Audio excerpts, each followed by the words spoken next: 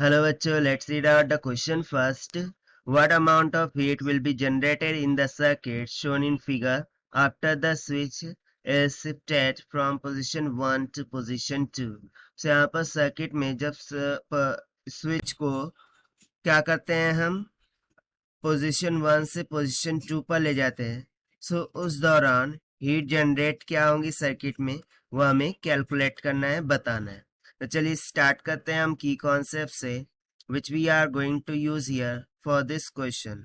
सो यहाँ पर सिंपल सा कॉन्सेप्ट है कि heat generated in the circuit, ठीक है, उसका फॉर्मूला क्या हो जाता है, that will be nothing but H is equals to the work done by the charge minus of in bracket final potential energy minus initial potential energy.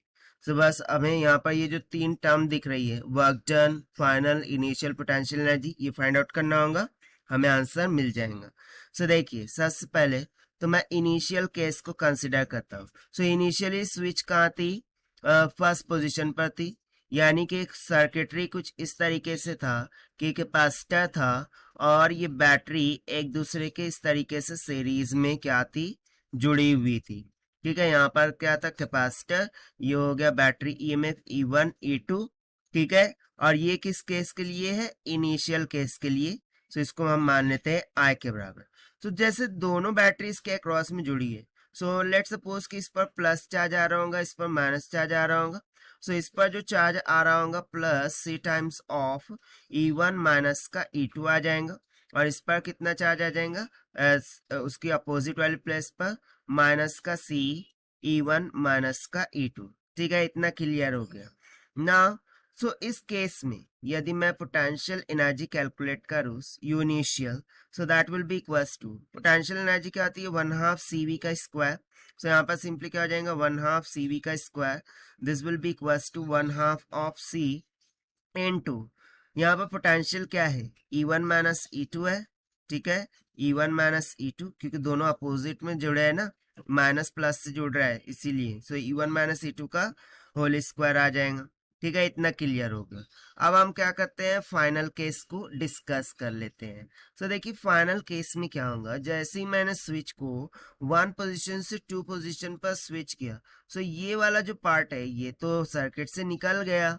ठीक है, सो क्या बच गया है, सिर्फ कैपेसिटर C है, और वो किसके अक्रॉस जुड़ा हुआ है, सिर्फ और सिर्फ E1 के अक्रॉस में जुड़ गया। ठीक है, और ये आ गया कैपेसिटर C। सो इस केस में इस साइड में प्लस चार्ज, इस साइड में माइनस चार्ज, ये प्लस चार्ज हो जाएगा C टाइम्स ऑफ E1, और इधर पे कितना चार्ज आएगा, minus C times of E1।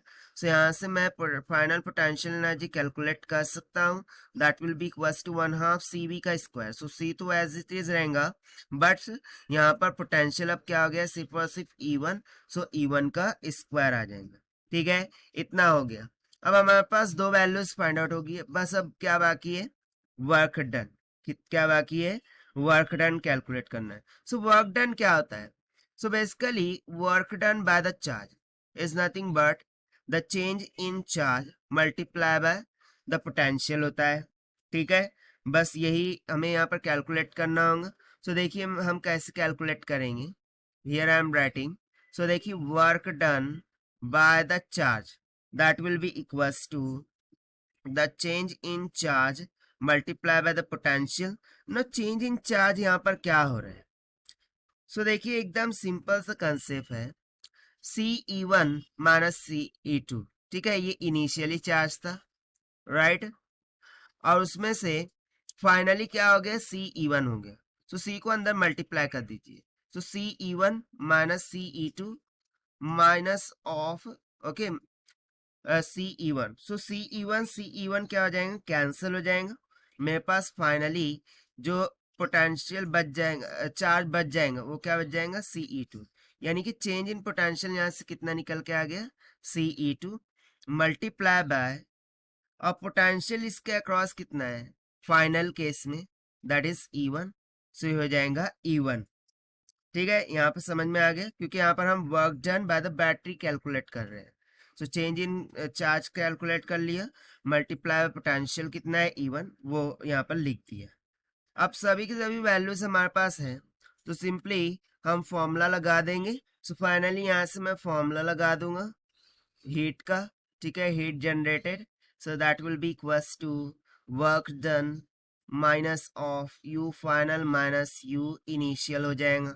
So this will be equals to work done कितना आया था CE1 इंटू E2 माइनस का यू फाइनल कितना आया था 1/2 CE1 का स्क्वायर माइनस ऑफ इनिशियल कितना आया था 1/2 CE1 माइनस E2 का होल स्क्वायर. अब इस E1 माइनस E2 को हम A minus B bracket square फॉर्मूले से ओपन कर देंगे. सो ये एज इट इज रहेगा.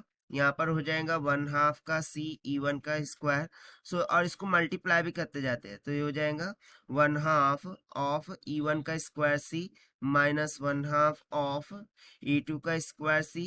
और minus minus will get plus, 2 से 2 कैंसिल हो जाएगा और ये सिंपली क्या बच जाएगा C times of E1 E2.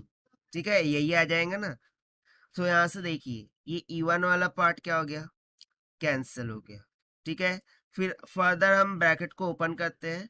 So CE1 E2 minus sign से ओपन किया, minus minus will get plus 1/2 of E2 का square C minus plus will be minus CE1 E2.